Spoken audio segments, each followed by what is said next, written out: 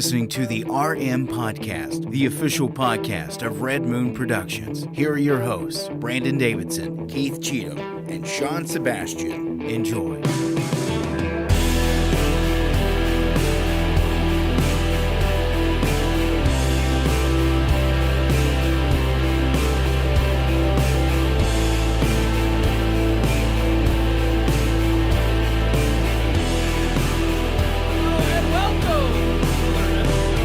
Red Moon Podcast. Oh wow, just all kinds of technical stuff. This freaking sucks. I ain't gonna lie. I mean, you're gone. Oh gosh, you're gone for 2 weeks, and it all just goes to hell. Yeah, so a little bit of a rough start here. Well, that's Brandon Davidson. Yep. I don't Trying know to get him. my mic set. Gosh sakes. I'll introduce you. Welcome back, everybody. I Gosh can sakes. hear you. Yeah, now. You're clear now. Oh, the lights aren't even plugged in. This is just great. This is what happens when we go on vacation for 2 weeks. Where do they get plugged in at? They're right in here. It's right in the middle between man. us. I'll get it. Okay. I'll set it. Yeah. should Sean's getting it. Should we? All do three of them should introductions? plug into that brown cord. I'm gonna plug oh, you there in. they There are. All right. Merry Christmas, right. everybody. Oh. This is all We're her running fault. late. This is her fault. She cursed us. Fräulein Klaus. She's trying to destroy the Red Moon Podcast. She tried to take down the podcast. She knows we spread the message of her evil ways with the other Sandy Klaus. So sorry for the delay. Yeah. Had some technical difficulties behind the scenes. Hey, then but on if you're watching, screen. though, thank you for sticking around. Yeah, thanks so much. We do appreciate it because I mean we are running about almost 15 minutes behind now. And we usually Yeah. we strive for perfection, okay? And we do. I will say, very rarely do we ever start late. We're usually right on the dot. No, at there 9 were o'clock. some. Things usually stop working once we've started already. Yes. Tonight it just happened before we got the chance The to beauty start. of technology is it's great until it isn't. Absolutely. This is how you know Yeah. that what they try to tell you out there that you can depend on it, you can trust it. Oh, yeah. No, you can't trust big tech to tell you the truth. That's right. And you can't trust it to actually work when you need it to. Nope. So don't trust the self-driving That's cars. You will Don't trust them. die. Don't go out and don't get that cryptocurrency. Just eschew the internet and anything. I'm all It's for just Bitcoin, though. Everything. Nope. That's technology. Yeah. No, because When they hit us with an EMP, tangible. We yeah. need When they hit us with tangible. an EMP, what do you got left? That's right. Hey. Yeah, There's that's nobody's saying you can't They put can't EMP the gold. nobody's saying you can't put Bitcoin into a I'm gold gonna make bar. that a shirt. You can't EMP the gold. You can't EMP gold. Exactly. Sell that on Crowder's website. I ain't gonna lie. He'll have a shirt. I'd be now. the first one. I'll be one of the first people to try to get out of it. I'm trying now to make my way Yeah. off of this, out of this Mortal city. coil? Out of this mortal coil. I'm trying to get out of this city, move out in the middle of It's gotten nowhere off the scary. grid. It's bad. I'm Well, telling you. know, No, we want to thank could everybody. Be worse. It could be worse. Thank you all so much for tuning in. We're back live. We are. Obviously, you had a rerun episode, then a tape show. No, you're getting us We're tonight. live on air. We have two Yes. great reviews. We do. Yeah. And in fact, we're running late, so we need to jump right into let's it. do that. That's Let's a get good into idea. it. Our first big review right on the block, of course, What are we West gonna Side do? Story. Okay, I didn't We're know. doing that one first. Okay, Yeah. Oh, but can we clarify? Yeah, what? Steven Spielberg's West Side Story. That's true. It is. West Side Story 2021. What's that? Just roll the review. Roll it.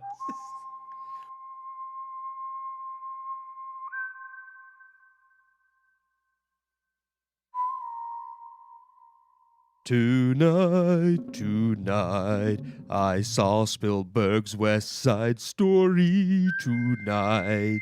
And it was, well, West Side Story.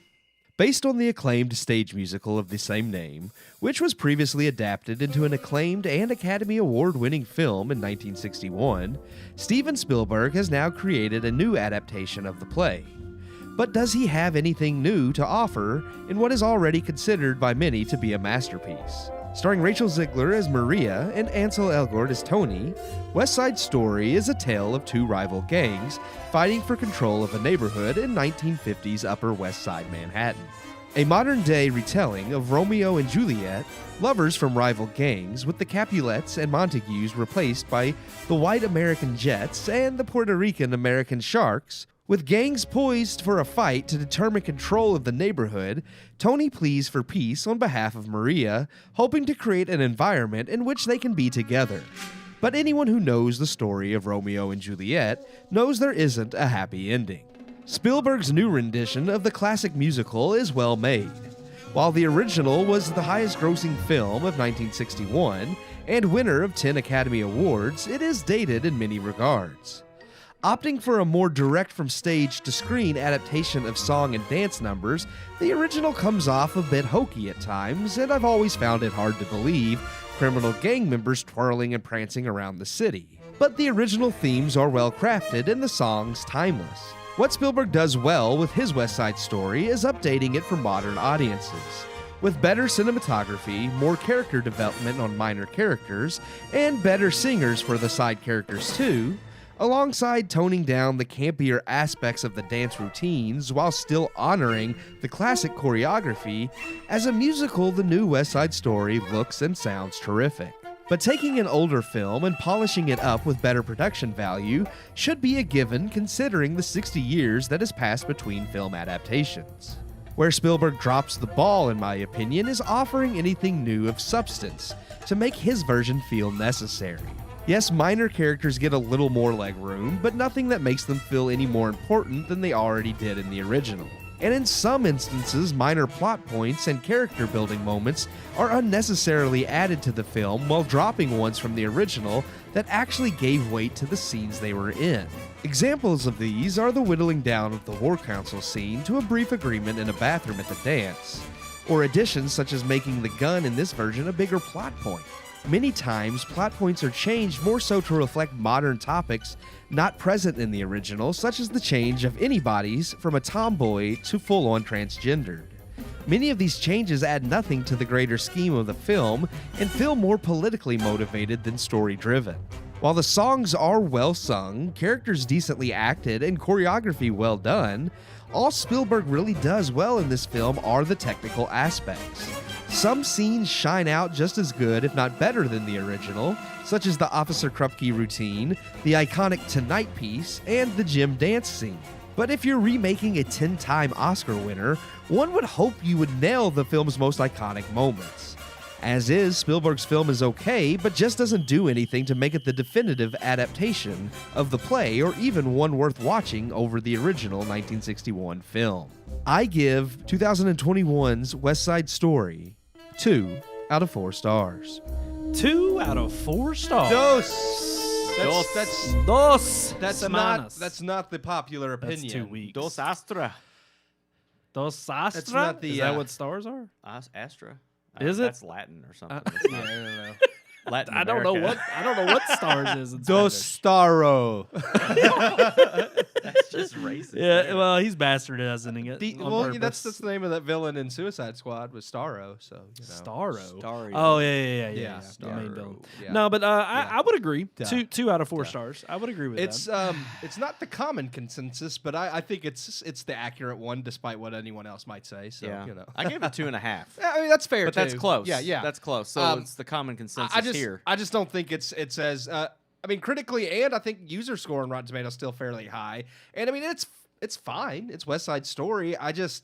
It didn't do anything for me as far as being any better than the original. I mean, I think there are moments that he does that are better than the original, but overall it's not better. Right. Yeah. And in fact, there's just the changes he did make were either unnecessary or only made because of today's climate. So. Right. No. That was going to be my take on it. I was just it wasn't a bad movie by any means. Yeah. I think Sean, you gave it 2.5, a little bit I better. just said that. Yeah. Yeah, so literally I'm before you spoke. Oh my gosh. You know what? It's been a night. Okay, it's been a night. But no, I think that ultimately for me, there was just not, the updates were fine. The refresh was okay. I'm fine with that. Spielberg doesn't disappoint there. He can still make a decent movie. It's entertaining. It keeps my attention. But altogether, I'm just I wasn't thrilled with the extra tidbits they added. I'm pretty sure that's probably the cultural praise that it's receiving. Oh, yeah. Yeah. But again, I don't think anybody was asking for this. I don't think anybody really cared. One thing I was actually kind of wondering, seeing at the end of the credits when he says for dad, I didn't know if it was particularly because his dad just passed and he made, this was just, for him because it was the next movie after he had just passed, or if his dad had some kind of special connection to West Side Story. But ultimately, I'm sitting here thinking, no offense to Spielberg, no offense to his dad, but I'm like, if that's the one you're going to dedicate to your father, I'm just like, of all the other movies that you've done, like, why would it be a Warhorse, remake? Yeah, that's the one you go out on there.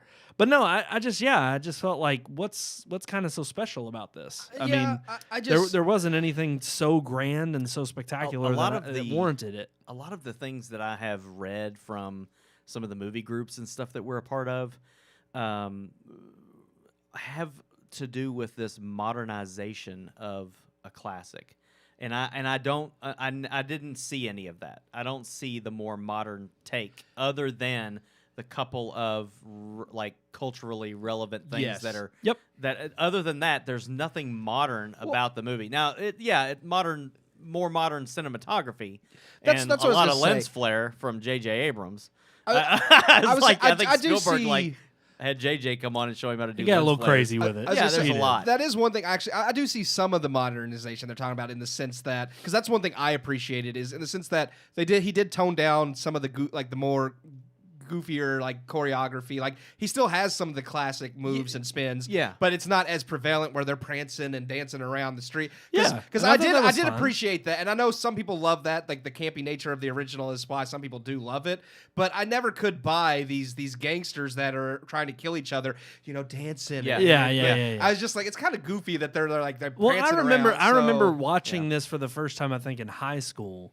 And the first thing I heard was, of course, about the gang, the Jets and the Sharks. Jets. Yeah. And my first thought was, well, those names are that's kind of hokey. But It's okay, the all right. Well, 50s. I mean, I'll give it a try. This I is could see kinda that like, in the 50s, maybe. outsiders like, oh, I'm a greaser. Yeah. It's no more hokey than Grease. Right, Yeah. exactly. Yeah. But I was just sitting here, I'm like, well, it can't be obviously too violent because it's a musical. Yeah. But then they start the dance numbers, and again, I know it's a play, I know it's what it's based on, and that's the attraction of it when you're live in an audience somewhere. When you're seeing a motion picture, it was. I never had any special connection, even though it won 10 Academy Awards and a boatload of people praised the original. I just never cared. It was never something that stood out to me as something that was worthwhile. And so I really wasn't looking forward to this in any way, shape, or form, other than knowing it was a classic and revisiting it and maybe seeing if it could give me that impression of, this is something I'll take home and say, oh man, this is amazing. This is beautifully done. A great movie for our times, and applaud it. But ultimately what I really came down to was I just didn't care. I walked out of the theater with the same feeling. I do like the original. I do have problems with, like I said, I never bought them prancing around, but I mean, I did like the original, but it's not high on my list of best picture winners as, oh, this is just a timeless classic. Like, I think it was good for its time, but I don't think it's a Ben-Hur or a Forrest Gump or a Saving Private Ryan. But yeah, it's just, even the things he did do, like when it started out, I was like, okay, I'm okay with this. I kind of dug it because it was a little bit more mellowed and believable. But then it just kind of right from the beginning, as soon as they start off, you see they're tearing down the city for basically gentrification. And I was like, well, that wasn't a plot point from the original, but that's fine. And then it just kept going from there. And it was like all of these things added really are current cultural things that they're trying to relate. See, look how bad it was in the 50s, and it's still going on today. And I'm like, no, not in the same extent. It is not the same level that they try to make it out. Well, if anything, the terrible nature of what's going on is just more widely diversified. Yeah. It's like everybody's getting crapped on equally. Well, It's now just everybody's now they are, yeah. Yeah, exactly. But that's my point is, especially with this kind of movie and them making it particularly for those reasons. Again, that's just something we think is probably their motivation. I mean, but ultimately, you look back or you look ahead at maybe 50 years, and if they say they want to remake this again, it's like, okay, well, now how are you going to apply it? Right. I mean, the whole idea and the general message of the original and the play itself is, yes, it's maybe, we don't necessarily need to hear it right now. Maybe some would argue we do, but ultimately it's the tried and true message of, hey, you accept anybody from whatever background there are, from wherever they're from, and you give people a chance, and you try to come to some common ground. Yeah. And it's kind of letting old wounds heal and kind of not letting things, bubble up to the surface Is that what take the over. message was? I thought the message was that when you go to a fight, you just have an honest, fair fist fight. You don't bring knives. That's it. Okay. No, that's a central It's like message. the honorable thing is to obey the rules set, but Yeah. That's true. Yeah, Obviously, they absolutely. don't do that. No. in neither No. version. No. Though I like the way But the the original gun, version handled the gun it is definitely a bigger piece in this way, film than in the they've put way more focus original. on a gun Yeah. in this than in the original. Why would they do that? So there's, there of course, and we don't have to go into it too much, just to keep it less political. But obviously, in the original film, there's a tomboy. Yeah, anybody's. Anybody's. Yeah. And it's just that it's a She's a tomboy. She's a tomboy, but she's still a she. And in this film, obviously, they had to make her non-binary / or trans or whatever. Yeah, they heavily hint And that she's. so, but A and he. of course, by the end of the movie, they acknowledge that she is a boy.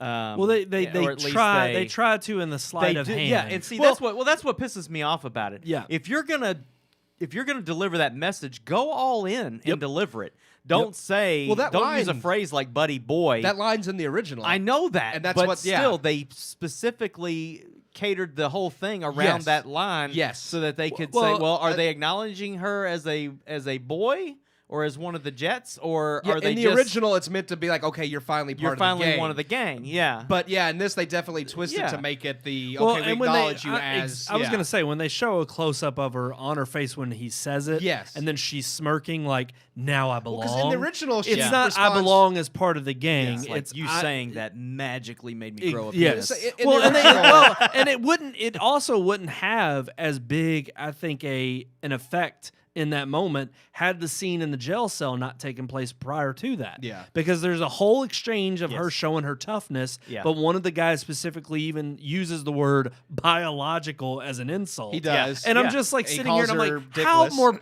exactly? Yeah. How much more pointless Or he. not, how much more pointed can Yeah. we get? But that's exactly what you're saying, though. It actually shows them making fun of her and pointing Wanting out to that- be a dude. right? Yeah, Yeah. they definitely and not just in that situation, but even the back and forth between the Jets and the Sharks. Like, I mean, they don't hold anything back with the racial slurs and with some of the jabs back and forth. And I mean, and that makes sense. Yeah, in that I regard, agree yeah. with that. It's like, don't leave that out of there. That's how they would have spoken to each other back then. Yeah, I was Don't fine with that. sugarcoat it. I was fine with and that. then they go and flip things around and try to make it more 2021, and I'm just like, you can't don't go from one thing to the other. If you're Well, going to be that true was the to whole it, point. then be true to it. The whole point was that, again, and this is that blending of the realities of the past and the history we do know with what is now being directed in the fashion of, hey, we're going to lace everything we make with this kind of narrative to showcase. I mean, even a remake of a 1950s classic into modern day, and they keep most of everything the same. They update the visuals, but all of they don't try to make it seem like, oh, it's set today. No, and they it's dress still old fashioned. set in the late No, it's still 50s. set Yeah. during that time Yeah. period. And yet it's still funny how, so you're going to set it in this place and in this time, but you're going to make these modern day issues out of something that wasn't back then. Right. But those people existed. If they existed, they weren't on any kind of pedestal. And if you're trying to deliver that pedestal as saying, but they were still around, you don't know that. Just like there's 50 years from now, there may be some issue at the forefront that wasn't ever considered because you weren't paying attention to it then because it wasn't an issue. Yeah. And some issues don't last beyond a generation because they're not really issues. Right. 50 And years that's the from now, real people will identify as trees, and they'll go back and They be like, already well, no, are. yeah, in 2021, people always- really, yeah. they've always been trees. But I really do think I mean, the that, happening. Unfortunately, that's really where the praise for this film is coming is again, it's a recreation of a classic in a modern telling, but it's adding in those cultural relevances that ultimately are making, I think, most critics ecstatic for why it was created, and to have someone like Spielberg, who is so cemented in American cinema, be the one to tell that story. Well, it's kind of funny that Spielberg hasn't done anything of significance in what? It's been a while. Yeah. I mean, like a couple years. I mean, he A releases couple years. What was Yeah. the last thing? Well, Yeah, he he's- did Ready Player One. He did. Yeah. I mean, Lincoln is good. I mean, Yeah, that's- He War releases Horse something isn't. every few He years, does. but I'm none of just it. saying. But BFG wasn't. But I was gonna say good. the last decade, like, he releases something every couple years, but the last decade think Ready has Player not One- been very great. Well, Well, Ready here- Player well, One was okay. was that- but no, Let's was just that the- say was that the Ready last- Player One isn't any kind of a historical significance. It's not. It's Yes. a completely fictional It's story. just an okay It doesn't have. blockbuster, Yeah, but yeah. yeah. It's not anything that he could make and throw. But things Ready- that are even- going on even- today right. into that and try to make a Oh, he a could've. statement. Well, they always we can. did a little bit. I was gonna say like, with the avatars and them being But- different people. but that did come from the book. What- so- and here's Well, the yeah, thing. it comes with VR in general. But it also, I but- think a lot of people who would have criticized that movie would have picked it apart and saying that, okay, Ready Player One was not only based on a novel, but it was also him trying to bring his love for the 80s and the nostalgia of the 80s into a movie. And the thing was, the book is kind of more a nostalgia trip of all nerd culture, not Yeah, just the 80s. not just the 80s, And yeah. and I think that ultimately, while that was fine and that movie was okay, yeah, the cultural significances and even the emotional attachment you have with those characters are not the same that I have with Jurassic Park, No, which was or also a Jaws. huge blockbuster, Yeah. and Jaws. But it's like these are intimate stories told around a group of people that I connect with in their in terms of their humanity. It has nothing to do with their identity. Yeah, ultimately, I mean, I agree with all of that. I don't think, like I said, that the last decade he's not made anything that I feel Of like huge is very significance. impactful, and that's how I felt. Like even outside of Lincoln's probably the only one yeah, that comes to mind. 2012, that- and that would be the last one I think that was impactful. It's almost 10 years It's a ago. decade. Yeah, almost a decade. That's what I'm saying. And, It's been a and, decade. and the Yeah, same thing it's with this movie. crazy. Like even outside of any political stuff or the current climate, even if you like ignore that stuff in this movie, what is still in the movie, I just didn't feel was impactful, especially compared to the original. Like I said in the review, like they cut the War Council scene from the drugstore to just being in the bathroom, and they took away all of that weight because that's when Tony originally comes in and convinces them, no, don't use weapons. Yep. This should just be a one-on-one fight between our two best fighters. And I mean, they kind of took away the significance there. I didn't care for. I mean, I understand why Rita Moreno was in this movie because she was the most famous person in the original. Yep. But even changing Pops, who was the white drugstore owner, to her, I was like, why would they even go there if it's a Puerto Rican? And I know in the movie she says, "Well, I'm married to She's married gringo, to a white guy, so now yeah. they accept me as one." But I'm like, I don't buy that. Here they are They trying to never kill did. each other. Throughout the whole film, Yeah. none of them No. acted like they acted like she was okay. Yep. Yeah, Okay. and I'm just like, why would they hang out at her store like this, knowing she's Puerto Rican? Like, it didn't fit the movie to No, me. no. And So that along with, I hate to say it, but another forced thing to, I guess, shove in the Me Too message, the whole rape scene or almost rape scene at the end. I thought that was a little forced. They went Yeah. further than the original. did Yeah, with I that, just yeah. felt like them kind of bullying her around was enough. But of course, they show the women outside beating on the door, screaming to get, tell them to stop. yeah. And the guys are the ones who choose not to stop. And I'm just like, how many cultural stereotypes can we fit against the white, the white man in this movie Yeah, well, and not shove only that down the people's police throats? Were corrupt and bad through most of the movie. They At did. least They did have the one at guy. least the main Crump- detective was. Krupke. Krupke was the he police was, officer. yeah, he was Yeah, actually he was decent, okay, though. yeah. They actually didn't. Which they was actually, my favorite scene in the whole movie was the police jail station. scene? Krupke The jail song. scene. I love that song that. from that's one of my favorite scenes from the original, and I was glad I felt like he did it justice in this movie. Yes. Yeah. I do agree that was really well done. and I liked even kind of the explanation of that song. I told Keith, I said they actually kind of make the cop look like a better person because it's like they make it look like they go to him first and then it kind of goes full circle around all of these different professionals. Yeah. Well, and that's- then it lands back into his lap as his fault. And I'm that's- like, that's kind of a nice way of saying like, hey, we're not blaming you. You got enough to deal with when you come firsthand into Yep. these messes. Yep. And I actually like that. And also theme. the whole point of the song is also that, and like with the original and this one is kind of that they are still responsible for their own actions, and I love that. It's like, well, we get passed around to this and say it's because of his upbringing. No, it's because he has a psychological problem. No, it's because he's just no good. And I love that because it's like you're right. Some like they keep passing all these people around, and that's very prevalent I think today. Where it's Yeah. like, oh, pull him out of prison. He don't belong there, or put him in the nut house because that's where he belongs. And it's like Right. sometimes it's like sometimes they're just bad people, Yeah. and they should be held responsible for their actions. Well, that's why I like the woman's reaction at the end of the scene, or, Yeah. or even in the middle of the scene Well, when before they she's looking at start. him like, "What's she wrong looks with at him and she goes into that room by herself and locks the door. Like, I don't want to be bothered by you all. You bunch of like, Juvenile delinquents. yeah. Yeah, and it's just, overall, I just didn't think this left a lasting impression, not like the original did. No. I know it's getting some Oscar talk, but I just really don't see it being... Not just Oscar talk. Oh, I Now know. Golden Globe nominated. Well, we all know how reliable the Golden Globes Yeah. have proven themselves the last several years. So. Well, we'll talk a little bit about Yeah, I that in a know, little bit. I But you know. know what is making a lasting impression on me? Not this movie, because it's not getting a... Not this movie. Next movie, though. But there was another movie from start to finish. for all the wrong reasons. Well, yeah, we got to get into our holiday review. We do. Yeah. So we are keeping up, of course, Naughty Christmas. So this is our second review in the Naughty Christmas series. Not that kind of naughty. Just, And I've been calling it Not So Merry. hey, I kind of probably- like that. I probably ruined it because all of my posts have been about Not So Merry Christmas movies, and y'all are calling it Naughty Christmas. Yeah, the It's naughty naughty, Christmas. yeah. The naughty Christmas. I didn't get that I memo. kind of like the Not So Merry. I like them both. Because naughty yeah. does make you think of like I think the nasty first time we Santa. mentioned it being naughty Christmas was on last week's show, which was recorded like 2 weeks ago. So that might be why it's kind of Maybe. yeah. It happens. Let's get to that one. Yeah, What's that? let's do that. Yeah, here's our review of The Ginger Dead Man.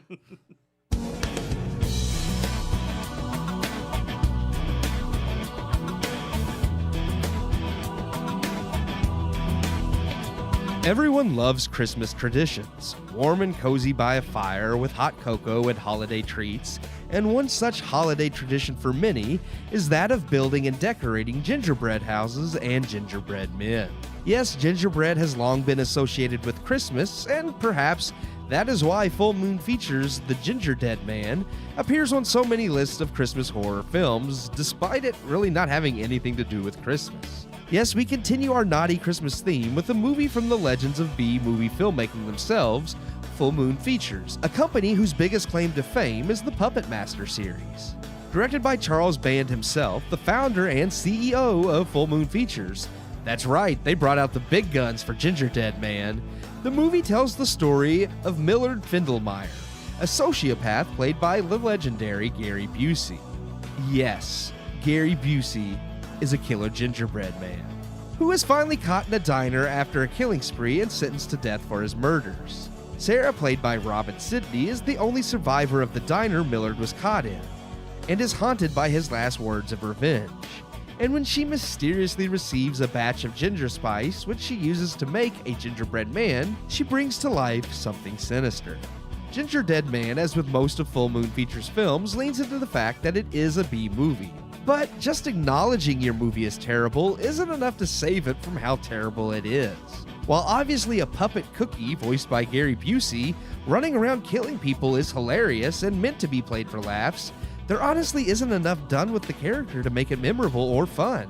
Full of cliches, stereotypes, and horrendous acting, the movie does offer some genuine laughs with how bad it is, which is the normal allure of B movies for those who have fun watching them. The problem with Ginger Dead Man, though, is outside of its promising premise, it's rather dull. Movies like The Room, Troll 2, and Toxic Avenger are so over the top and ridiculously bad, you want to watch them over and over to laugh at them. Sadly, even Gary Busey isn't enough to propel Ginger Dead Man into that status that it's so ridiculous and bad it's pure fun.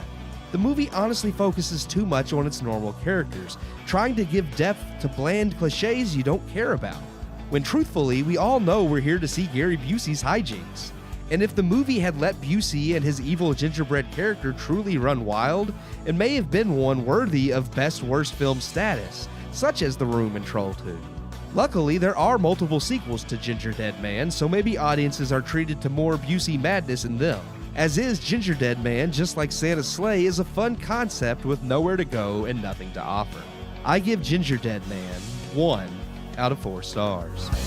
Oh, one Just out one? of 4 I only gave it one. stars. Man, I It's a would terrible go, movie. I would go 2 on that just for Yeah. the entertainment value. Just for the entertainment value? I couldn't. It Oh, was I love more it. entertaining than West Side Story. It was. I agree. I but will say I that. couldn't, and I love it, but for all the wrong reasons. So I'm just like, It's a bad movie. I recommend I can't if you believe it. love watching bad B movies, this is Yes. definitely one Here's worth the one watching. thing yeah. it definitely got right. it was only an hour and 10 minutes. Yes. Oh yeah, It was not Yeah. too long. here's my I thing. literally watched it, and by the time it was over, I was like, that was the right length. I think I would have bumped it up another star for entertainment value if they had done more with Gary Busey and the Ginger. Yes. That was the problem. Yeah. I was like, they spend so much so much time on the movie about these characters that you really don't care about and they're terrible actors that I'm like, just give me Gary Busey Yep. voicing this gingerbread puppet killing people. Yeah. Well, and they tease you like they did with Santa's sleigh. It's Yeah. like they have all these A-listers at the beginning of that movie, and then in this one you have Gary Busey in the very first 5 minutes, Yeah. and then you only hear his voice the rest. And that's fine. And I'm fine. I knew that would probably be the case. I but- wanted to hear more of his voice But as yeah, a ginger dead Yeah, man. because it spends like there's literally scenes where it's like 10 minutes of just them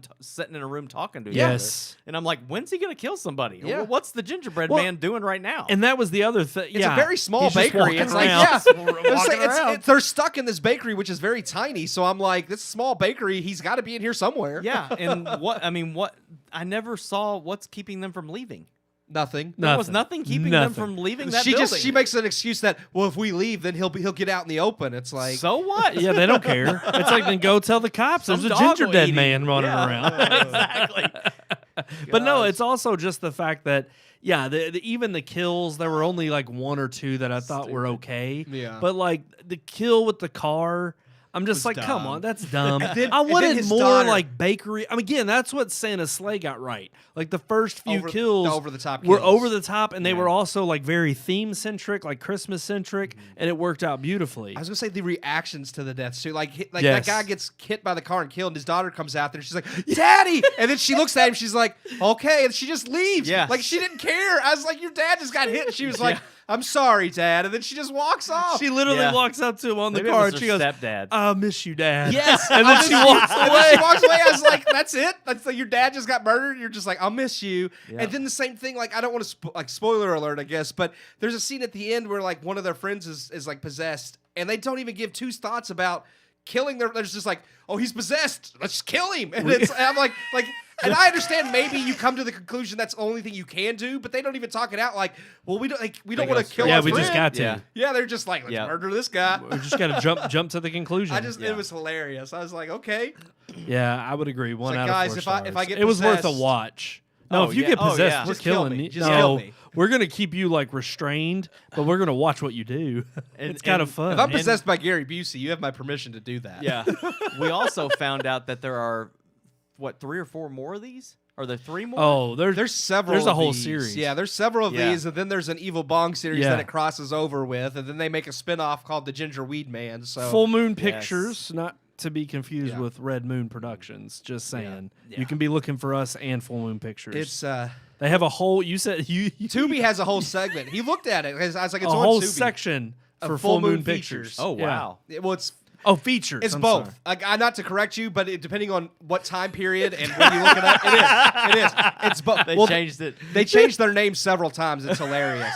They Charles keep going bankrupt. Charles Band, the guy who founded it, actually directed this movie. I thought that was hilarious too, because when I saw his name, I was like, "That's the guy that created Full Moon Features." He actually directed this one himself. You're a so- fan, don't well. lie. Oh, I've seen. Well, Absolutely. I was a fan. My grandfather loved the Puppet Master series, and these are the Yeah. same people that made those. Those movies are, And well, at least the first and Yeah, second the first. one. I think like the first 3 are decent. Yeah. And I do like those movies, and they get off the wall later on too. So I already knew like where this company came from. Did he have anything to do with those? Did Yeah. he create those? Yeah. Yeah. Here's the thing. He was legitimate. Like the Ghoulies movie, he produced. Oh, Like, that's not bad either. And then his company, like I forget what the company was called then, but it went bankrupt, and he founded Full Moon Features, and then he changed the name of it a few times. So he's got some Like, talent. Well, he had deals with Paramount, Universal, like he had deals with bigger companies to make cheap B movies that they would distribute before he finally kind of went on his own. a lot of puppets. So yeah, A lot of puppets used. what- I mean, Ghoulies is puppets. there's Puppet another- Master's puppets. there's another big Obviously, one, and I can't think of The what it Ginger was. that Dead he Man did. was a puppet. Yeah. Well, it's funny too because I remember in the credits they specifically have like a special thanks to I guess whoever the creator of the I It's like forget what they special call thanks them. to this guy's hand. Yeah, For, but for going up this. well, it was funny because like you pointed out, like it doesn't look like any of the promotional Oh material. no! Like it doesn't. No, I there's mean, actually the one that you just had up on our feed. screen. Yeah, It is completely different than the one that I saw online when I Yeah. when I looked at the movie, because the one that I saw actually does look like Right. Gary Busey Yeah. in the face, and it has his teeth and everything. Well, I think they And that tried one to never in the did. movie. They tried to make it look kind of like Gary Busey, but it doesn't. I mean, It it's doesn't. terrible. And even when like. Even the like- transformation. It looks like Clone is of just- Willy is what Yeah. it looks Yeah. like. I was watching her make that. And granted, in the movie, like this bakery's going out of business, and I was watching her make this gingerbread cookie, and like the cookie cutter's The all bent. huge It's cookie It's huge, and it's all bent up and distorted. Yeah. And I'm like, no wonder y'all are going out of business. Yeah. Your equipment's all Making crap. crappy cookies. It's and there's so much inaccuracy. Like I was saying to you all, like when he shoots, it's a revolver that holds 6 bullets, and he shoots it 17 times without reload. Like I counted. I went back and counted because I was laughing so hard. I was like, Wow. how many times is he going to shoot this revolver? So it is a lot of fun though, for as bad as it is. It's worth a watch, Yeah. just for obviously It's- if you're going for the B I movie. will say 5 minutes this alone. It is not this. I know this. Like we reviewed it for Christmas. A lot of like horror Christmas lists True. have it on there. It's really not a Christmas. It's not. movie. You could watch it anytime. I think it's Apparently, gingerbread men are kind of an all-year thing. yeah. Because this I mean, had nothing. if you're in the nothing to do mood, with you know, Christmas. why not? I know, yeah, He didn't have typically gumdrop gingerbread buttons or men and anything. houses are related to Christmas, and I guess that's why it's on so many Christmas horror lists. But yeah, Yeah. it has nothing to do with No. Christmas. So that was our ignorance. Plus, it was our ignorance that we Hey. called it the gingerbread man. We did. Yeah, that was Instead my of the bad. ginger dead That's man. my We bad. looked Well, up. none of us looked it We up. looked up Christmas horror movies online to figure out what we wanted to It was review. on there. It was on there, so that's not our fault. That's every other list. You know. Alrighty, guys. I think we're ready to move on Yeah, I think we with the should. show to our headlines for this week. So, yes, let's roll. That Yep. Beautiful open. Yep. Yep.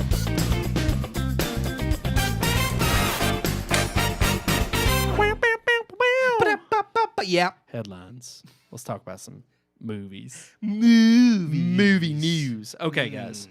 Got some crazy things in the headlines. Yeah, we do, Like, a little bit. how much no one cares about West Side Story. Yeah. That's kind of what I was bringing it back to. It was like more bashing of West Side Story.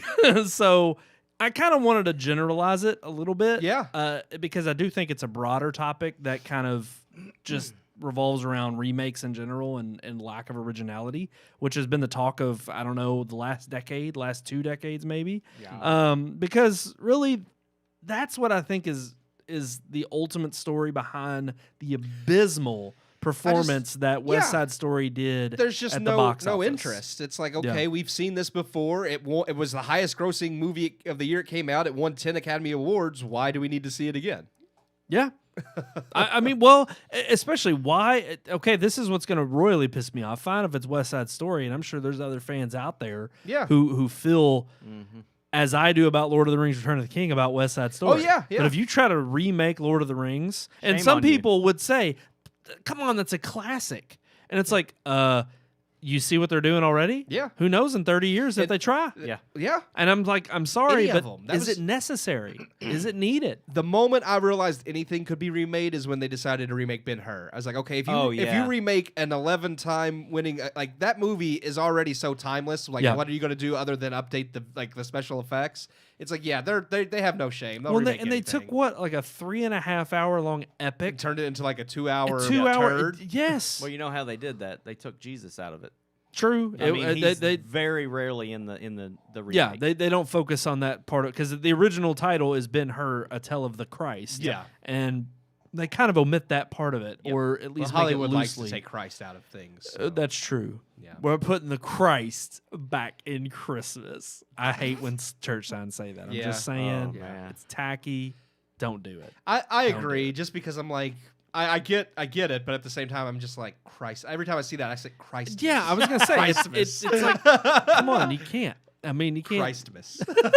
I mean, I know Christ is in Christmas, but it's not pronounced that way. But here's the thing. So the Variety article that I'll link to in the notes, specifically, it's kind of funny because you can tell they're kind of downplaying the idea that people don't want to go see it, or that they're saying that really that Spielberg made a deal to have this in theaters longer passing the holiday season because the age group that they believe are going to be very interested are not rushing out right at the beginning of a launch of a movie, but also because of COVID. yes. And the Omicron variant, even now, sparking worries that the really older crowd that they think this is going to appeal the most to aren't rushing out to go see this. But Yeah. over the few coming weeks and next maybe couple of months, that could I don't- change. yeah. This is my favorite line in the whole article. Yeah, go ahead. It I think I know which one.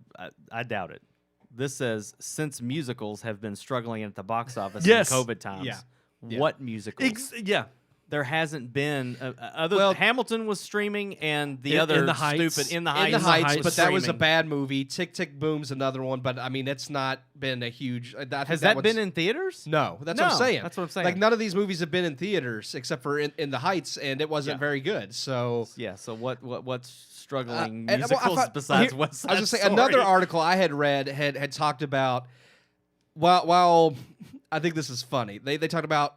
Basically, it wasn't woke enough. Like it didn't do enough, and that yes, It's always the yes. problem. And I'm like, no, I don't think that's why people you know blame who it that on on is? Who wrote millennials that? and their cell phones. Yeah. So I blame it on All right, Yeah. Ridley. effing millennials and their effing cell phones.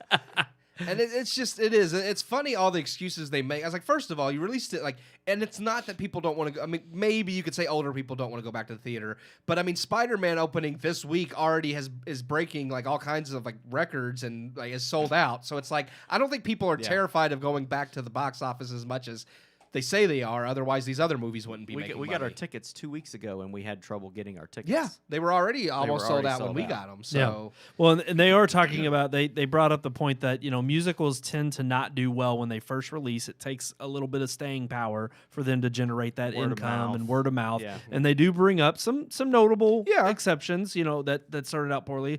2017's The Greatest Showman, also released in December. It started out with 8.8 million. It went on to gross. What are they saying here? Almost 436 million globally. So, I mean, they are hoping, obviously, for that big push. But here's the other problem is I also think that we've, in previous years, and this is something that COVID did affect the theaters on, but it wasn't because, it was people not wanting to go to the theaters. It was ultimately because I think producers and production companies were too hesitant to put out movies in theaters. So you have a backlog and a huge catalog of movies that have to come out at the end of the year to try to either make Oscar buzz because they don't want to push it off another year. Yep. And they already know that Marvel's come out swinging, and every single thing they've put out on the block has pretty much been a blockbuster and brought in money. Maybe not as previous years, but you got to start sometime. And they're thinking, hey, why... and granted, this is a Walt Disney Studios movie because they bought 20th Fox, Century yeah. Fox. So you have to wonder. It's like, okay, if that's the angle you're going with and you're going to put this out in a time of the year, why would you wait till December when you have Spider-Man, The Matrix, Kingsman. Sing 2, The Kingsman? Kingsman, yeah. And I'm like, you have these huge franchises that are coming out, and then you also have a kids family-friendly film like Sing 2 coming out. That's gonna be huge. And you're telling me that you're going to be able to compete with that? No. Yeah, No. I think. No. I think Another- when oh, they, go I was ahead. just gonna say, I think when they released it was ignorant, and I was also just going back to the one point because I do get what they're saying with The Greatest Showman, but The Greatest Showman had great word of mouth. Oh, So of yeah. course it picked up. Here's the thing: I know they're like, well, it's a musical, so maybe it'll do better later. But it's like, will it? Because it really depends on how people perceive this movie, and if it doesn't have the same word of mouth, it may not. Well, and that's what they're hoping on. And And granted, that's something we I was gonna don't know let you yet. say We whatever. don't know. No, But I I'm was sorry, I yeah, was go just ahead. going to bring up Ghostbusters and the fact that this article definitely says that people around the age of 40 are the ones that are not getting out because of COVID. But you take a movie like Ghostbusters, which is a direct sequel to a movie that came out almost 40 years ago? 30 years ago. And it's like the older crowd came out to see that movie because they saw the original. So they came out to see Ghostbusters. So I just don't agree with the fact that the older generations are not coming out to see West Side Story. It's probably because they know it didn't need a remake, so why go see it? I'll just stay home and watch my VHS of the original. Right. Yeah, no, I would completely, I can understand that. And plus, yeah, I I just don't think age has anything to do with it. No. I mean, when we went to the theater to see it, there was a lot of, in fact, in the theater that me and my wife were in, there were several people, not only our age, but much older. And that's why I'm just like, when we they're went not. to see it, there were quite a few older people because I Yeah, remember I just passing don't- 2 old ladies when we were going into the theater. There were a few older people too. So. Well, and I do. That's why I think it's a farce, and they may have some updated or some numbers to prove this. I mean, they throw a few statistics out about females going and making it more popular, especially with The Greatest Showman. Yeah. And they actually do throw out some percentages, but obviously the percentages of who's going right now, they have a general broad understanding of that probably since July. When theaters really started opening back up, but even beyond that, it's really more of a question of, I think, word of mouth that we don't know, and ultimately the slate that it's up against. And they also say in this article that maybe there's a chance that because it gets some award buzz, it could stimulate some, argument for, hey, that's worth going and checking out. But I don't think that's made a huge impact. No. I mean, you look Not at in recent years. No, The because Oscar nobody winners watched- have been bad movies. and It's look like at people who know that watches now. award shows. Yeah. the audience numbers have gone down in almost Say- by half every year for the last decade. Last year, look at all the polls they did where they asked people how many of the movies nominated they had seen, and most people hadn't seen any of the movies. So No. it's like, yeah, just because it's nominated for Academy Award doesn't mean it's going to bring in success anymore. And I mean, and they could be right. Maybe being a musical, it does pick up like next month or the month after, but we still have a lot of movies coming, and it's like I don't know because there's so many Dude. big movies. It's like, After next weekend, yeah. I don't think No. anybody's It's like- gonna it's see like- that and- movie and- well, I again. was going to say, And you people can't literally have see. Matrix and Spider-Man to go see in the next 2 weeks. Who's Yeah. going to remember West Side Story? Yeah. Even in a month. Well, not even that. Like, there's so many other movies, like we were talking about. We can't see everything in the same weekend, so it's like these several weeks. It's like you might see Spider-Man, then Matrix, and then you might have to wait the next week to see Kingsman because it comes out the same time as Matrix. You might have to wait a week to see some other smaller movies like Nightmare Alley or Licorice I do Pizza. like this one particular paragraph that it says in here too. It says, however, some box office pundits believe that today's audiences do not share the same affinity towards the Romeo and Juliet-esque tale. This is a story about an interracial romance. Once upon a time, that was rare and remarkable. Not anymore. Yeah. For moviegoers, context may have caught up with this film, however well it is made. And that's exactly what I think we were kind of talking about within our review. It's not necessarily, regardless of the cultural relevances that easily, perk your ears and, you kind of are like, oh, okay, I see why they added that. Yeah. It has no other relevance other than a story that is so old. I mean, hell, I'd rather just see another retelling of Romeo and Juliet. But Yeah. Yeah. again, most people, if you asked them that, would say, why do we need to see that? We've got thousands of versions of it, and it's probably performed as plays all over the place. And I'm like, you're right. So why do we need to see that with West Side Story? Yeah. It'd be the same exact question. They still perform West Side Story, the play, on Broadway, and so I think they did a run of it in 2020. So it's one of those things where it's like, yeah, there's people know this story, we've seen it a million times, and Spielberg's version didn't do anything to stand out or make it a definitive edition. Well, I mean, So- the whole idea of this Romeo and Juliet, like these lovers from two different worlds coming together, I mean, because of movies like The Shape of a Fish Stick, I think we've transcended that. Like this, That's true. Yeah, I agree. This is why this do we is- need this isn't relevant interracial anymore. relationships? We need a Romeo and Juliet. bestiality Yes. now. Yes. we need So- interspecies Romeo and Juliet? Well, Shape of Sean, Water. Sean was talking The about Shape of being Water, all that's us the all name of the being. movie. No, it's Shape of Fish Sticks. Oh yeah, fish dicks, not fish sticks. What did she do? You Yeah, got that right? Just want to make sure. she was like, I want to make sure we. no, No, I thought she did like the whole like. Yeah, no, that's more like what it I was. think it was like that. It kind of reminded me of that old. What was that old kids thing? It's like have your hands like This is the tower, church. This is the steeple, and then open it up, and here's all the people. Yeah, I That's don't even know how to what do it it. is. That's I don't what know how to it do is. it. It's open the doors and here's the fish stick. Yeah. Stupid movie. Well, I just love Octavia Spencer's reaction because I'm like, it wouldn't be that. It would be like, oh wow, I didn't know it worked like. And then as soon as she turns around, be was like, into it. white bitch is crazy. Yeah. That's what she would have said. Yeah. That's exactly what she would have said, and rightfully so. Over there screwing a fish man. Yeah. I'm just like, this is really weird. Yeah. But no, here's the general question overall though with this topic really is, I mean, okay, we've always had the age-old argument of originality is dead, but is this just progressively proving it? I mean, most people would even say with the Marvel films, and we've talked about how we're all looking forward to Spider-Man, but the last two, Marvel releases have not been the most, fantastic. Shang-Chi was fine. No, I love Shang-Chi. I mean, even Black Widow was okay. It was kind of more of the same. But then you look at what just came out with Eternals, which was garbage, and I'm just like, okay, you can only have so much staying power, and yes, those are original tales that are told with human nature perspectives that are timeless, and they're trying to weave certain new ones in there or tell new stories.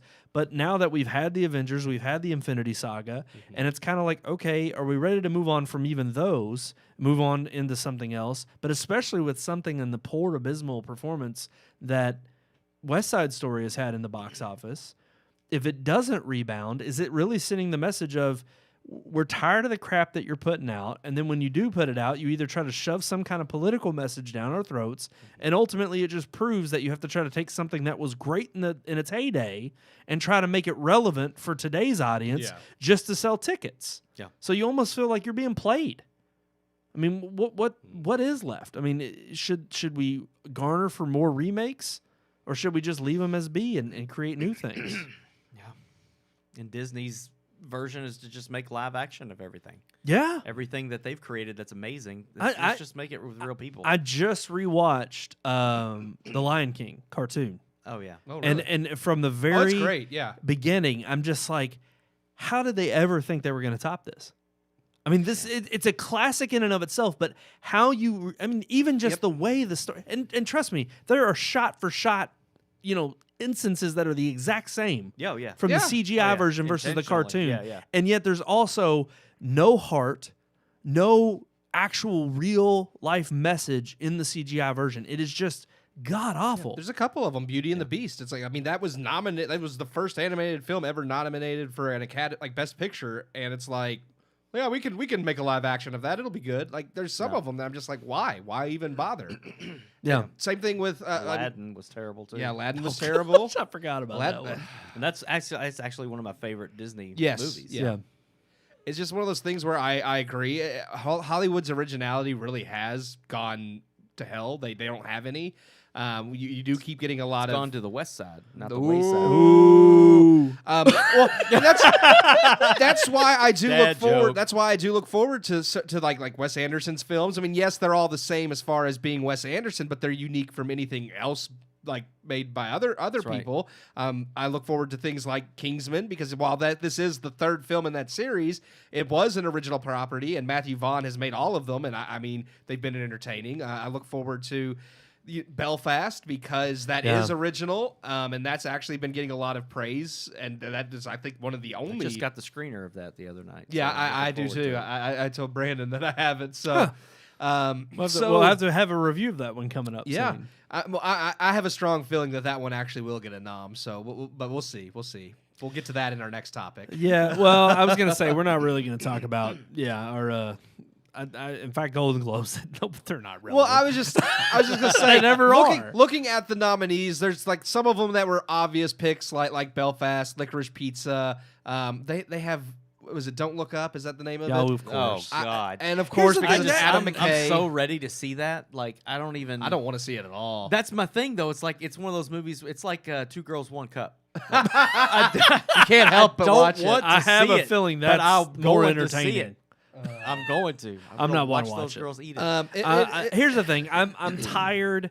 Kind of just If like it's with the remake nominated, thing. I will, because I won't. I will watch. I gotta watch all the nominees to see if they deserve it or not. Look, I'm the whole Adam Just McKay to thing. give That a was fair something opinion. that was something that came up while we were actually on our 2-week reprieve. But the whole Adam McKay Will Ferrell split kind of came back to the surface, and McKay said some words about how, he wished he would have ended things properly, or, it wouldn't have ended on a bad taste. And, he has nothing but love for Will Ferrell. And I'm like, no, you're a pretentious, what, and you had to go and make these political satire films, The Big Short being of the only ones that I really thought was decent. Yeah. And again, it was also because it was kind of new, and it wasn't really comedic as much as it was, it was a dramedy, more so Yeah. drama. Yeah. And yet, at the same time, he tries to replicate that in Vice. Vice fell flat. It didn't have anything that was interesting in now it. he's telling a completely fictional story. Oh, yeah, and even critics are painting it, saying that it's just grandstanding. It's preaching to the choir, and most of the choir either already believes you or is already in the same boat, or you're just alienating a whole half of an audience that doesn't really care anyway. And ultimately, because your story is a farce, it just kind of proves that you have to stretch even beyond reality to try to make some kind of point about something that isn't. You know what it is? It's Christian filmmaking, only it's for the cult of the left. Yes.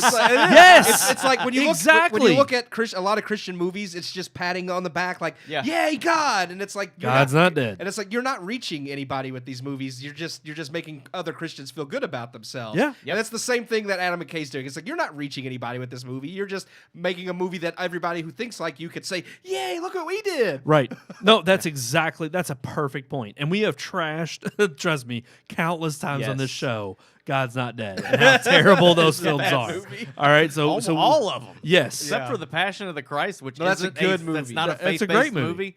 That's Well, that's hell, and really the I'll only even one. I'll even throw Silence out there from Scorsese. Yeah, It's a good movie. Yeah, exactly. But it's like you have the capacity, but again, like you said, they now are getting into religious cult status of we have to be the acolytes. We got to carry this message forward for the future. And Adam McKay sees himself as that. And I'm sorry, he expected to come out with this film, as pretentious as he is, and it be just lauded with praise because of the message that it pushes and because of his satire being tongue-in-cheek and ultimately pointing the finger at, all of us insignificant idiots out there who can't, think for ourselves. We need him to tell us in all of Hollywood. So, look, I don't need the grandstanding. I don't need that.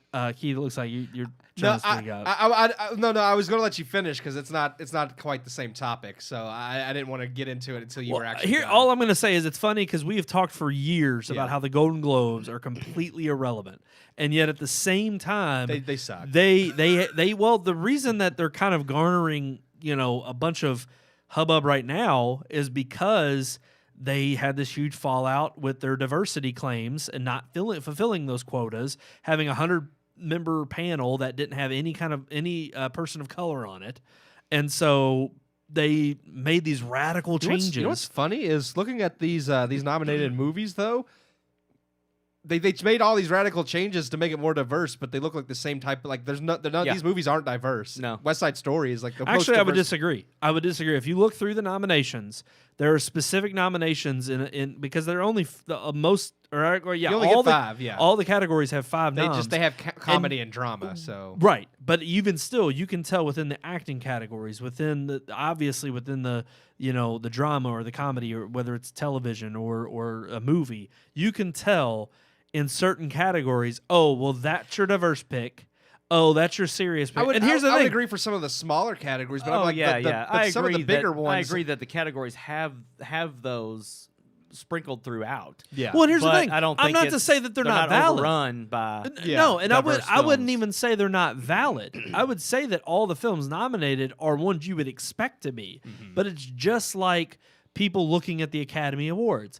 You're only now nominating things that fit a certain kind of agenda. And even films that stand out, even if they win the top prize, it's kind of this sleight of hand that is like, okay, we're going to award this top film the top prize so that we can say, oh, well, that's what we wanted all along, but we still had these diverse picks, so you can't get mad at us. Or you have the diverse categories get mad and say, well, we just haven't won one. So you all really are racist, or you really are sexist, or you really are homophobic. And so then, of course, it pushes the agenda of we got to win a category. And so there's always a token out there. And it's just, to me, it's all just political BS. I'm just like, the Golden Globes have been irrelevant for the last decade.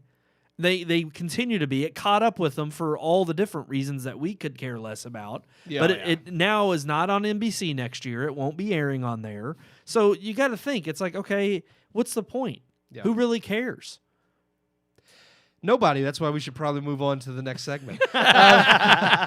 Honestly, what I was going to say a minute ago, though, and it kind of leads into this because It has something to do with kind of a broken promise. This week is our multimedia segment, and we kind of. I was going to say we were talking. I didn't want to bring it up. We were talking about Christian movies, and I was going to say I have heard that the Christmas special from The Chosen is really good. About I've heard the whole series. Yes, it was in theaters. It was in actually. theaters, Yeah. but it is still just like an hour-length episode, and then the rest of the hour in theaters is a bunch of behind-the-scenes stuff. So it's like a 2-hour run in theaters, but it's just the hour episode and then the behind-the-scenes stuff. But I have heard it's really good, and I do want to check it out. I mean, I want to check out the whole series, but I've always wanted, like, just like we had Passion of the Christ, I always wanted a really good telling of Jesus' birth. And I know they had, like, the nativity story, like, several years ago, but that would... The one with Oscar Isaac? It was okay. Was he in that? Oscar Isaacs was in the Nativity. I don't remember. Which was either one of these. He was Joseph.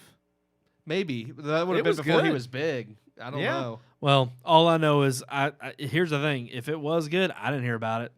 And maybe I'm just not looking, but I'm very particular about certain Christian films and judging them Risen, harshly. man. Risen is one And of the best that's Christian one films that I've you've ever seen. touted, and I need to see it. And The Shack. I hate that. But about his birth, yeah, I agree. There's Arrival. not many good movies. Yeah. But Arrival's about moving Jesus' right birth. along, it's like we don't have a review of The Chosen or their Christmas special. We're gonna have The Chosen at some point. Yeah. When we don't have to do 2 movie I'm reviews. only on episode 5, so I haven't even watched any of it. I've watched the first episode. Here's the thing. Here's what bothers me, and I don't know why, and that's why I'm glad the Christmas special's out now. I don't like that they're telling the story of his life, but it's not in chronological order. It's like they didn't start with his birth, and it just bugs me for some reason. It's like they jump around. I don't like it. Yeah, I want to see him grow up and then die. Wow. All right. In You that just put order. It, yeah. well, okay. I mean, if you Well, think it's like- about it, other than his birth, he's born, he's 2 years old, then he's 33. Yeah, I was Well, gonna say, Like, what do we don't- know? We don't get it from the Bible, so I mean, most you get in Passion is like a story of like him tripping as yeah, a I know. kid, Yeah. and it's like you can assume. what was he? He certain was 8 things. years old. When Well, he I was didn't at say I temple wanted the or story of something his like that? childhood. That's I it. want the stories from the Bible that they're telling. I just wanted them in the order that they're presented in the Gotcha. Bible. I need to But watch the series. To be fair, though, depending on which book you're reading, like they don't start with this because some of they don't all cover. she's his over birth, there. I so. can't even true. show The my books aren't dog. even in She's got a chronological order, damn so. basket that she's eating. I don't Just Is it the carrying same it there. basket that she? Yeah, that's Yes. funny. So what are we talking about for multimedia? Let's get on to another disappointment because it's not really a remake, but it's. When you say disappointment, I we didn't haven't even seen watch it it. yet. I I don't well, think it looks We'll talk. fine to me. We'll talk We'll about see. it. All right, here's our multimedia segment. Multimedia.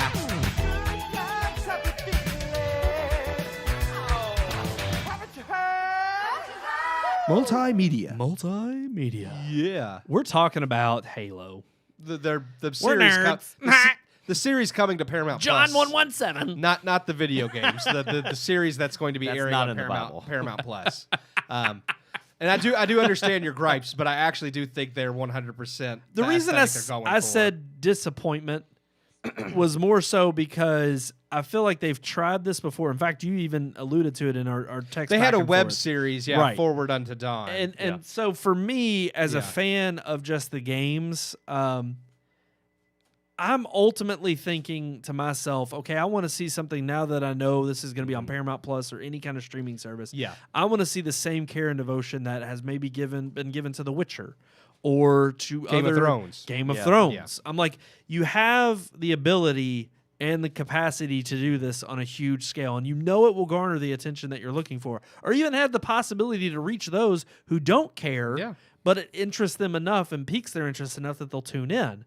And I just felt like it felt fan made. Yeah. it felt it does like look it felt I'm cheap. just now watching it. Here's the Yeah. thing. and it does. I've seen. It looks like Starship I Troopers. know it's weird. Yeah, but it I've looks like seen Stargate from back in the tons early of people 2000s. commenting on how good it looks and how high budget it looks, and that's really weird. And that's why I think part of it is the aesthetic they're going for, because that's No. what all their stuff is. This is You this can is say no, but a I'm lot of saying- people are. yeah, Lot and of you know critics, why? a lot of critics are No. like, look at how high budget this show is. I think these doesn't are- look that way. Yeah, I though. know. I think these are fans.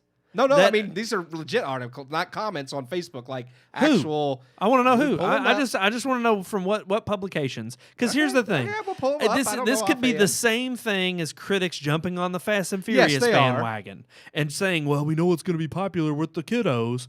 And they want to just be considered relevant. And then I think it's the same thing from fans' perspective, that they're just happy Halo's coming to the streaming services and can be taken seriously. And it would be the same thing as any Metal Gear fan raving about a Metal Gear movie. But the thing is until you do it right, I'll be the harshest critic because I want it done right. Yeah. Because the games are so good. I'm not trying to defend it. I'm just saying that there's been a lot of... I think they're all just bandwagoning. Because if you... I'm sorry, I'm like Sean. The Hollywood Reporter. Oh, when I just saw Yeah, who cares? They don't know about Halo. I know, but I'm just saying... They don't know anything about Halo. I'm not disagreeing with you. I'm just saying that it has gotten praise for looking high budget, and I think that's funny because we all think it looks like fan-made. Yeah. So. No, there were some of the CG scenes in space. I thought That looked good. They looked good, high budget. But then when it shows him like land on the planet, and it shows his mask, I'm like, that looks like some crap you can buy on Amazon. It looks like those cutscenes from the game. Like, this is how I felt about it. Well, And I do wonder, like, because that's how all their live action promotional material looks.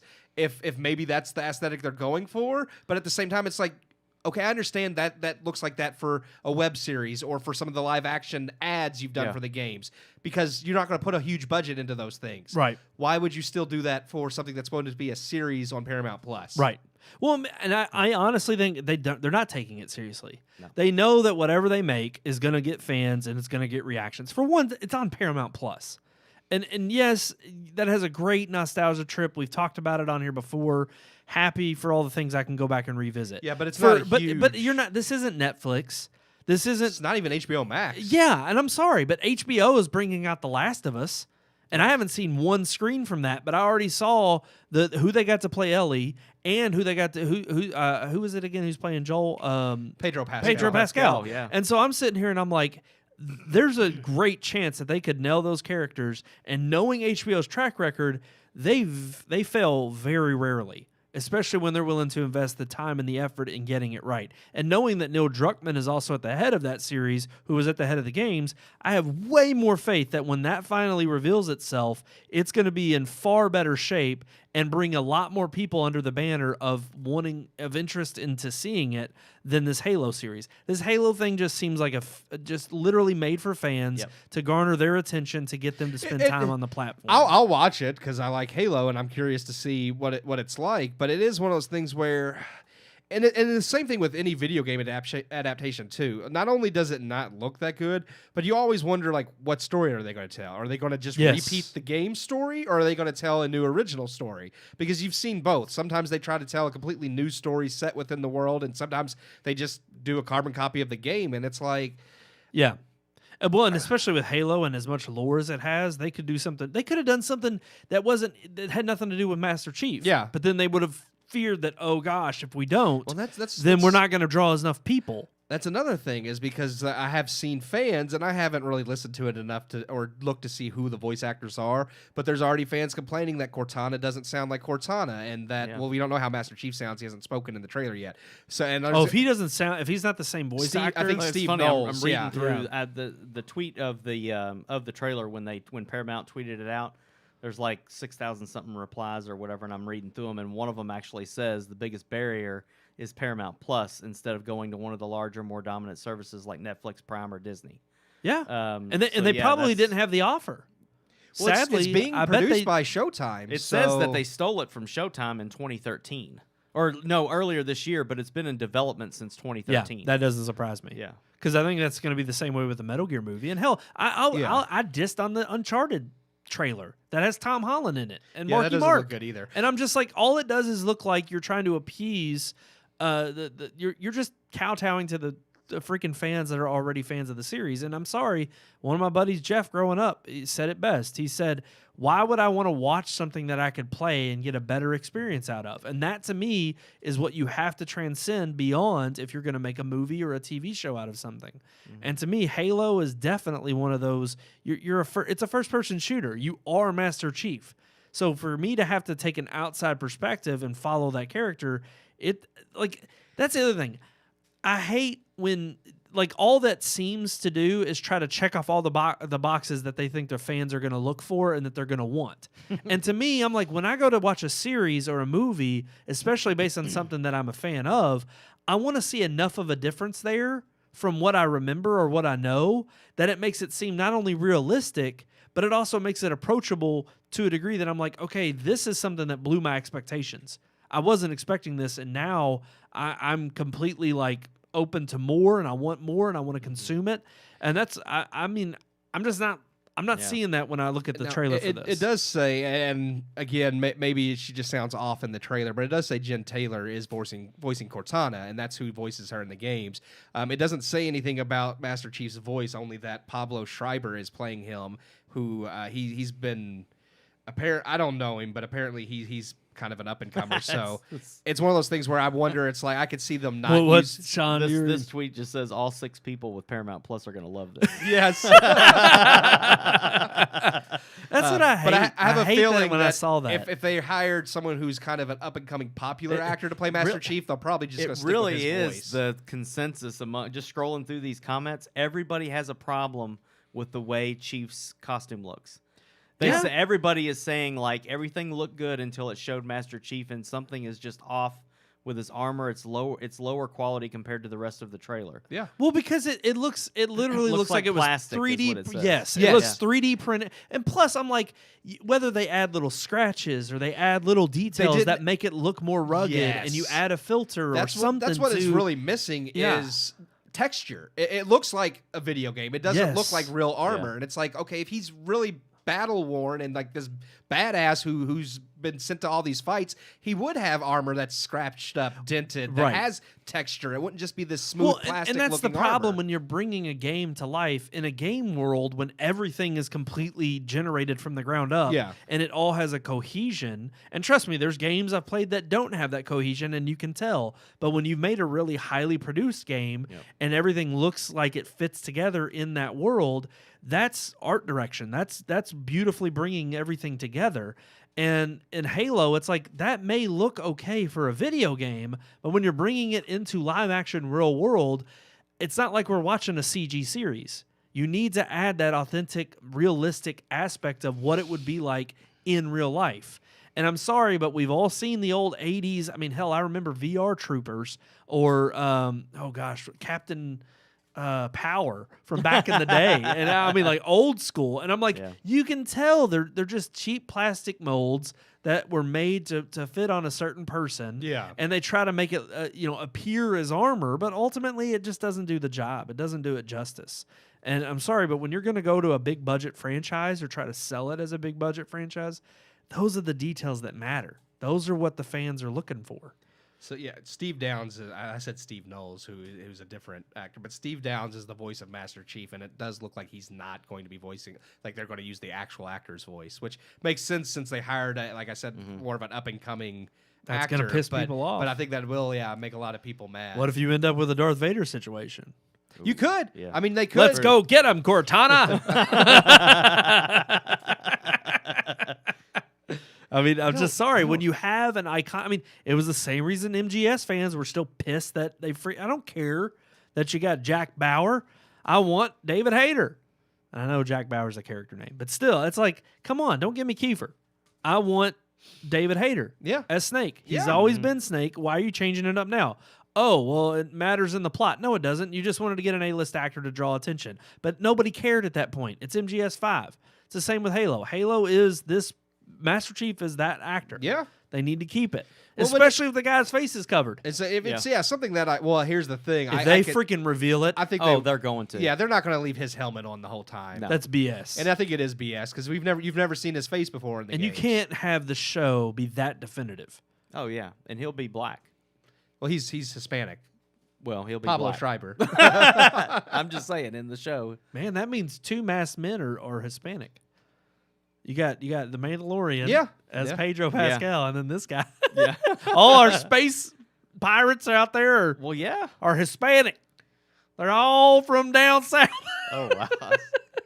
Jeez. I don't know. I'm not looking forward to it. I'll watch it. I'll check it out. I'm not subscribing. I'll just wait to get it by other means. Well, I mean, I don't subscribe. I use a family account. There you go. There ain't nothing wrong with that. That's just sharing the love. That's all that is. So yeah.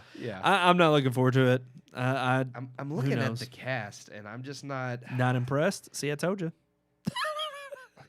I don't know any of these people. No. And it's like, and for something this big name, I know like, the guy that what's his name? Kokeem or Kohim? What's his name? Who is that? Who in the character is it? I can't think of the guy's name that's playing him, but I thought is it like a soldier? I don't know. Or Kohim. I don't know what the hell his name is. We have Captain Keys, Captain Keys, yeah. I don't know what the hell. and then He's there's important. Sergeant Johnson. Yeah. The Flood. I mean, see, that's the thing. That's where you. Well, those are the only other like really human. There's I forget the guy that Ron Perlman voiced. Did in the they? I games. can't remember now. Bokeem, isn't that his name? No, I don't remember. No, Bokeem. Not. Are you talking about the Arbiter? He didn't do the I don't know what Arbiter. the fuck I'm talking about. No. But hold on. This I. guy. Who's he playing? Show a picture I guess Sergeant Johnson, because that's the only black guy in the games. or Keys. Keys isn't black, but he could be. Yeah, What? I thought Captain Keys. Oh no. No, Commander okay, Commander yeah, Keys. that's it. And I don't know. I'm gonna have to Google it. That's right, because Keys, the girl, is the daughter in the that's second Cap. game. Yeah, Miranda Keys is Captain. Jacob is- Keys is Commander. Yeah, That's right. Yeah. But no, yeah, we'll see when it comes out. That's the actor's name. His Is name, Bokeem. Bokeem. Yeah, the actor's name is Bokeem Yeah, that's what I'm Woodbine. thinking of. He's playing Soren 066. So he's a Spartan. Okay, If it's Soren 066. gotcha. See, Keith knows his Halo lore. See, I He's don't. on a lot I've of- never had. Well, they all have I've number never had- designations like that because Yeah. Master Chief is John 117. The next thing you know, Mm-hmm. Master Chief 007 removes his helmet, and there is Daniel Craig. He's back. He's playing Spartan 007. Alrighty, guys. That's going to do it for this episode of the Red Moon Danny Podcast. Sapani is Sapani? I was gonna look up Captain Jake. I don't know who that is. 117 real quick. And see Well, what that that's the other says. thing I couldn't tell. Did they even show? You think that would be Covenant? 117 or 11? I don't think they have shown the Covenant in the trailer. I think at it's all. they call it John 117. All right. Well, we're gonna do. There's a John hyphen. It's John 117. 117. Yeah, they don't say like 117 or 11. No, they say 117 Yeah. in the games. But it's like I do want to know. Like, yeah, is No, I was actually the looking Covenant- that up in the Bible real quick. John, what They that don't version even is. like. But they don't show the Covenant or the Flood or nothing in the trailer. They They don't- just show all the space. They stuff. don't show the Covenant. They don't show the Flood. And then I'm looking at the cast, and no one's listed as vocal work for. And, Which, and here's the thing: for they these may be characters. keeping that secret. They might, but And I mean that would be understandable. And I mean, I don't expect, but I don't know, because I mean, I don't expect them to reveal like everything all at once. But I mean, you would think that there still should be a few key Covenant characters that you're going to follow as the main villains. Like, I hope they just don't make them faceless villains that they're just butchering, because then it's like there's no interest there. It's like I know. Because That even kind of like defeats the I purpose say of what. even the It's games. like the very beginning of Halo. Yeah. The first one. It's No, just, no. It's just the Covenant. But I mean, I like that. But because then you you're thrown in, understand. You because- also understand what the Covenant. You learn through the game what the Yeah. Covenant or what their purpose. and they is. do Yeah, have yeah, key yeah. figures, and I mean, you had like the prophets, and Well, that's how the whole second game, the Arbiter, and Tartarus and the yeah, Prophet I mean, there are key characters on the Prophet Covenant of Truth, side. and I mean, the Halo games are great, and Some of the I'll nerd out over it. at least if- the original 3's lore, 343, which is also who's in charge of the show, kind of dropped the ball with the neutral. I mean, they started off great with Halo 4, and then Halo 5 just kind of So I don't know how Infinite's been. I've not played it, but I will say the original lore from Bungie with the original 3 I loved. But here, you know what you could do? Yeah. If you're looking forward to it, you could email us. And You let us could. know. Are you wanting to watch the new Halo series coming out on Paramount Plus? My dog's tearing What- up something. We You got know, we gotta get done with this Yeah, it show. sounded like We it. started late, She's so we eating carried that- on she's with our eating normal. that basket. Sounded She like is. damage being done. That's what It sounded like. always is. The only I never thing- know The only walking thing out on of this Paramount room. Plus I've really been interested in is the South Park stuff, because they have the contract with South Park now, I only so. care about No. seeing old shows. That's it. And I care about viewers. I was about to say wrestling, but that's actually on Peacock. Yeah, that's Peacock, That clip, NBC. I found a clip the other day of The Rock and You were Ronda fanning Rousey, hard, and yeah. it was great. I was like, it made me because it was all the old wrestlers with Ronda Rousey, so I was like, this is great. It was hilarious. It had Triple H and The Rock, and See, the sad thing is that's not that long ago. no, it's that's not even like this the is attitude. that was let's era. say this was Yeah. new. This was new, but I liked it because they still had, because it was The Rock and Triple H and what's her name, McMahon, that Triple H is married to, because it was them from the Attitude Era with Ronda Rousey. It was hilarious, and because they acted like they did back then, but you know. Alrighty, guys, that's gonna do it for this episode of the Red Moon Podcast. Yeah. Like is right there at the bottom of the screen, right there. Email. Hey, we have one this episode. That works. Something works this episode. That's what we should have played at That the was beginning. at the beginning, yeah. Alrighty, guys, we will be back though are we- again what are we for our rev- Christmas episode next week. Yeah, what are we reviewing? We are Oh, reviewing want to know. What are we reviewing? Spider-Man: No Way Home, Mm. Yeah. which we're gonna go see Man, Friday. I've been Getting dodging ready. stuff on. They Oh, I hate the premiere- I know. the premiere happened last Yep. night, Yep. and they've been posting things like crazy. I'm not gonna lie. Yep. Freaking okay. GameStop or GameSpot. GameSpot. They post spoilers in the headlines. Freaking Oh, yes. yeah. They'll put Yep. in the headlines. Don't freaking even put a review score. Yeah. They put their review score right. I will say at least IGN got this right. And the fact that we have gaming websites now reviewing Yeah, I movies, know. you got to be careful of this crap. Yeah. Everybody wants to go see a gaming score and they don't care. It kind of gives you an idea of what to buy. Everybody's going to go see this freaking movie. Yeah. Yep. Don't put a damn review score in the top corner on your front page.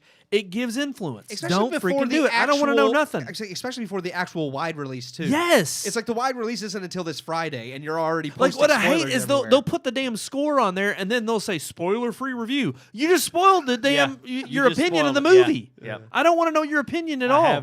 I haven't even been looking at my Feedly or any Yeah, of you that gotta- stuff you gotta because dodge I'm it. afraid that I'll see something. I haven't been reading anything. I just if it's an image of Spider-Man, I scroll past it. right I'm past like, it. oh, Yep. Yep. Oh, I've been trying to do the exact same. Same. it's annoying. Whoa. Oh, and What are you doing? Uh-oh. we got on a This crap. man. This crap just We popped got on up. a rant about Spider-Man, but our Christmas review is Krampus, so Yes. we'll be that- reviewing that too. Yeah. We will be indeed. We will be. That's kind of the movie that we've been looking forward to. I think out of the Well, I ones. think that's the Frosty. only like hot. Well, I That's mean the one Jack I'm looking Frost, for. yeah. Jack Frost, yeah. But Krampus is the actual only A-list. It's not a B movie. It's actually a higher budget movie. So Right. now whether it's good or not, we still don't know. But we're hoping, Is it like Jeepers Creepers quality or?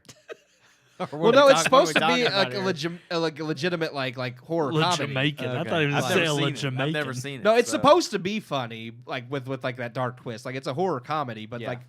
when it came out, it did decently. So I mean, I don't know if it's good or not, but it did do decent when it released. But it'll be our Christmas episode. We're hoping things will be working order next week. hey, You can only do so much. here's the thing. I'm gonna watch it. I know We try. no We try. no horror comedy is going to outbeat Gremlins as the top No. Christmas, but if it comes close, we'll see. We'll see. Alrighty, guys. But right there at the bottom of your screen, also our social. Like, share, subscribe. Red Moon Book, Red Moon Tweet, Red Moon Pics.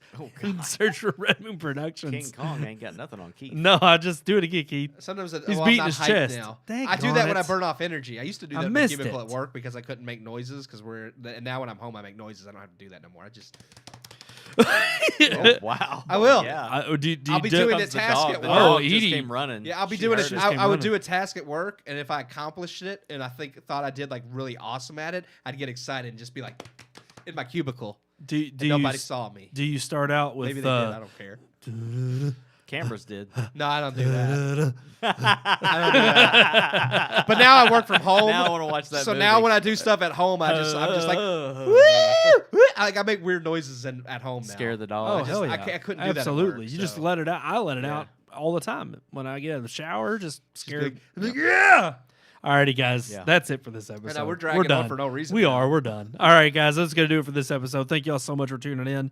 We will see y'all next week. Same time, same place. Live Tuesdays, 9 p.m. right here on Facebook and YouTube. 9, not 9:15. Yeah. We'll be on time next week. Until then, I am one of your hosts, Brandon Davidson, alongside our normal new host, Sean Sebastian. And Me. that's it.